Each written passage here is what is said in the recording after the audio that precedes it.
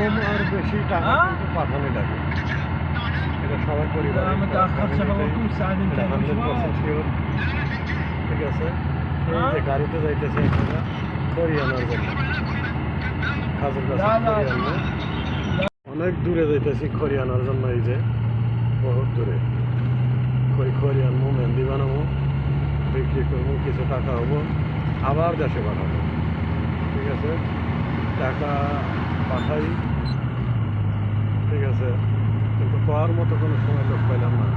কিছু কিনছাও, কিছু কিনছেন নাকি নিজের মধ্যে, ঠিক আছে, এই লোকটা কিন্তু পাইলাম না। কিন্তু আমরা প্রবাসীরা সবাই খবর নেয় বাড়ির, যে কেনাকাটা হয়েছে কিনা, কে খাইছাও, কী করছাও। প্রবাসী ভাইরা কিন্তু সব কিন্তু এই খবরটা 100%।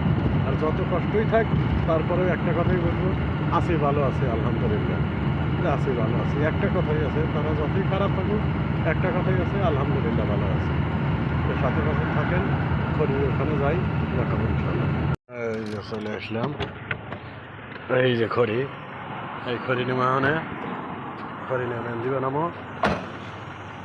ঠিক আছে, এই আসলাম এই জায়গায়, বহুত দূরে ছিল, মোটামুটি এখান থেকে আমার যাই হোক খড়ি নিয়ে গেলাম। সবাই ঈদ মোবারক, ঈদ মোবারক, ঈদ মোবারক।